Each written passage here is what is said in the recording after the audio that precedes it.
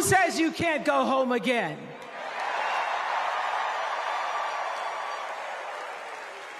After watching the Obamas last night, that was some epic fire, wasn't it? Some epic fire.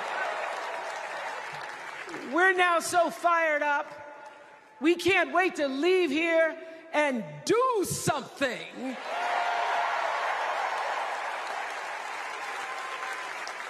And what we're going to do is elect Kamala Harris as the next president of the United States.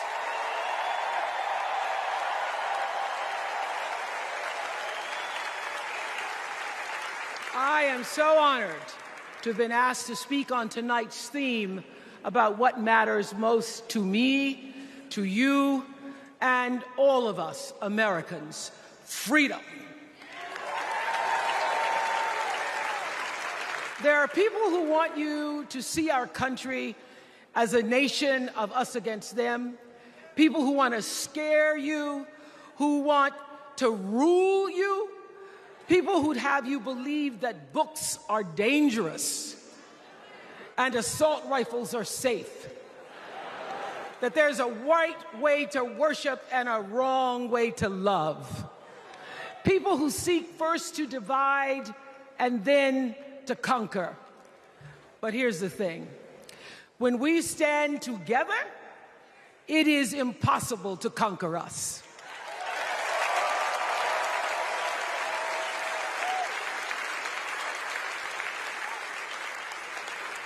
In the words of an extraordinary American, the late Congressman John Lewis,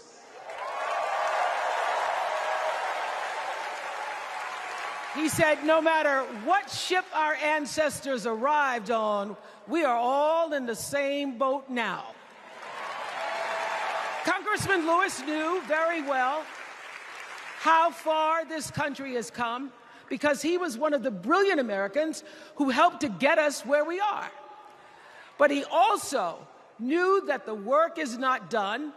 The work will never be done because freedom isn't free. America is an ongoing project. It requires commitment. It requires being open to the hard work and the heart work of democracy. And every now and then, it requires standing up to life's bullies.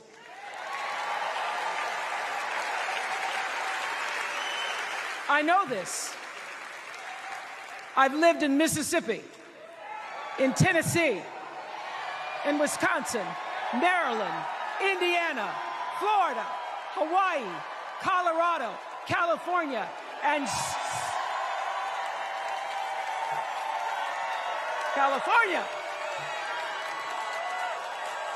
sweet home Chicago, Illinois.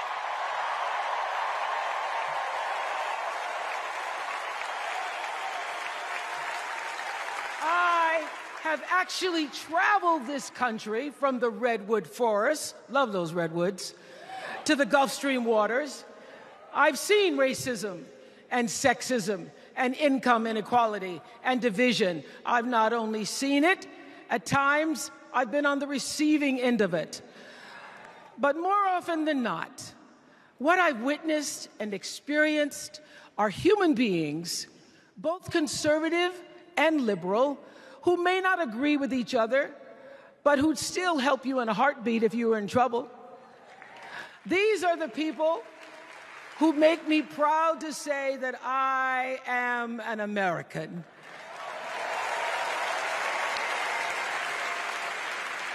They are the best of America. And despite what some would have you think, we are not so different from our neighbors. When a house is on fire, we don't ask about the homeowner's race or religion. We don't wonder who their partner is or how they voted. No. We just try to do the best we can to save them. And if the place happens to belong to a childless cat lady,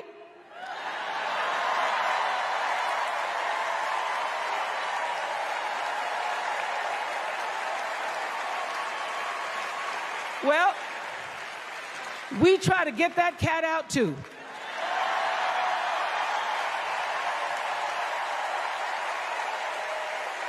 because we are a country of people who work hard for the money. We wish our brothers and sisters well, and we pray for peace. We know all the old tricks and tropes that are designed to distract us from what actually matters, but we are beyond ridiculous tweets and lies and foolery. These are complicated times, people, and they require adult conversation. And I welcome those conversations because civilized debate is vital to democracy, and it is the best of America. Now, over the last couple of nights, we have all seen brave people walk onto this stage and share their most private pain. Amanda and Josh, Caitlin, Hadley, they told us their stories of rape and incest and near-death experiences from having the state deny them the abortion that their doctor explained was medically necessary. And they've told us these things for one reason, and that is to keep what happened to them from happening to anybody else. Because if you do not have autonomy over this, if you cannot control when and how you choose to bring your children into this world and how they are raised and supported, there is no American dream.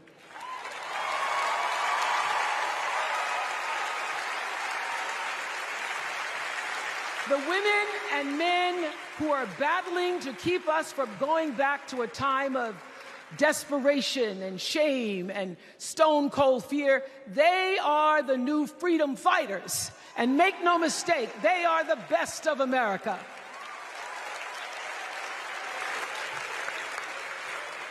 I want to talk now about somebody who's not with us tonight. Tessie Prevost Williams was born in New Orleans not long after the Supreme Court ruled that segregated public schools were unconstitutional. That was in 1954, same year I was born. But I didn't have to head to first grade at the all-white McDonough 19 school with a U.S. Marshal by my side like Tessie did. And when I got to school, the building wasn't empty like it was for Tessie. You see, rather than allowing McDonough to be integrated, parents pulled their kids out of the school, leaving only Tessie and two other little black girls, Gail Etienne and Leona Tate, to sit in a classroom with the windows papered over to block snipers from attacking their 6-year-old bodies. Tessie passed away 6 weeks ago. And I tell this story to honor her tonight because she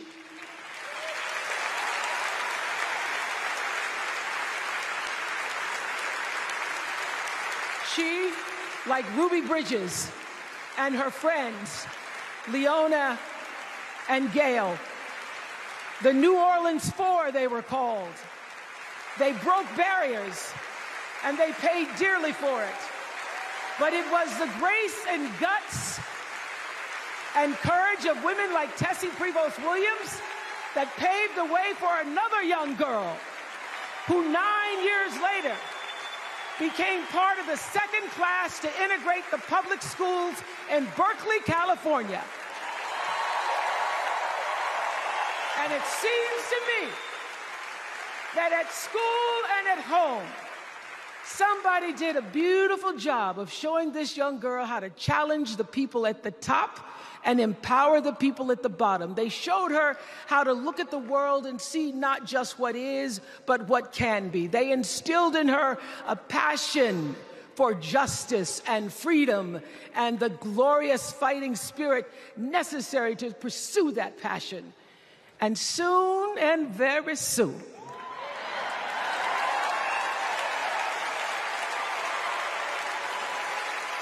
and very soon, we're going to be teaching our daughters and sons about how this child of an Indian mother and a Jamaican father, two idealistic, energetic immigrants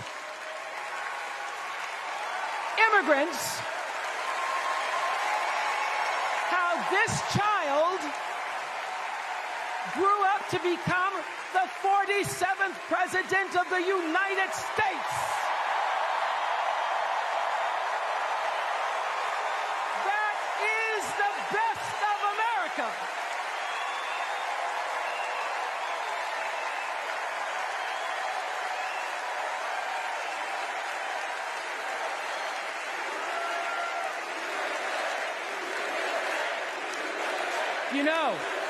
You know, let me tell you this. This election isn't about us and them. It's about you and me and what we want our futures to look like. There are choices to be made when we cast our ballot.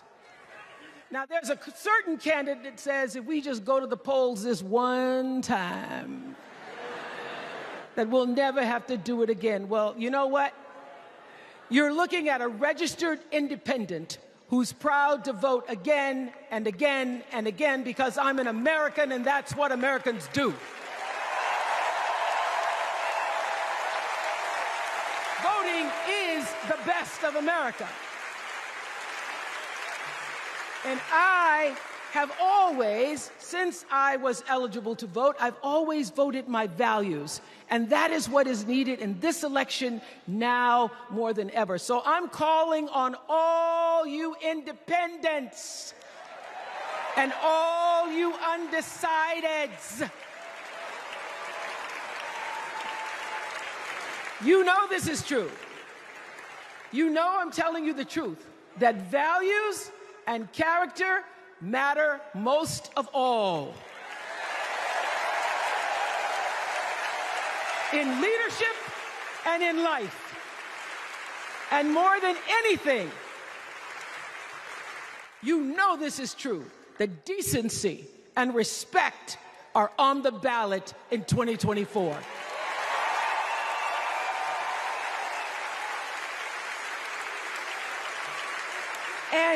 And just plain common sense.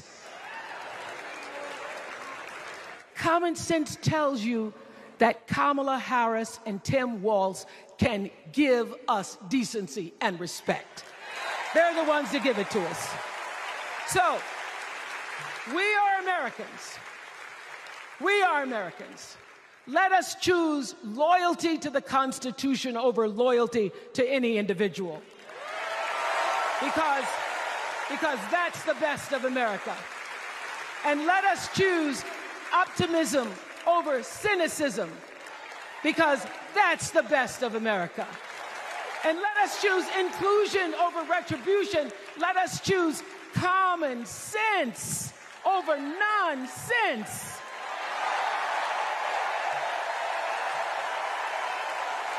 Because that's the best of America.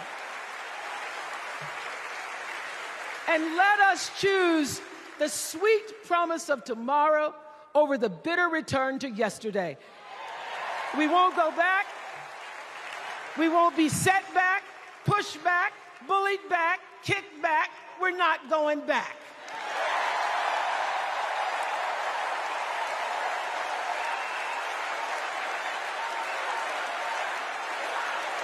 Not going back. We're not going back. So, let us choose. Let us choose truth. Let us choose honor. And let us choose joy.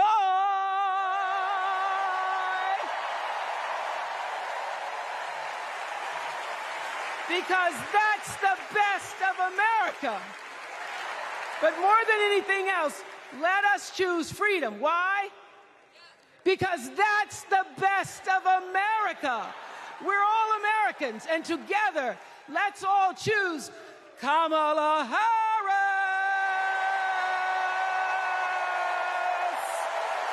Thank you, Chicago.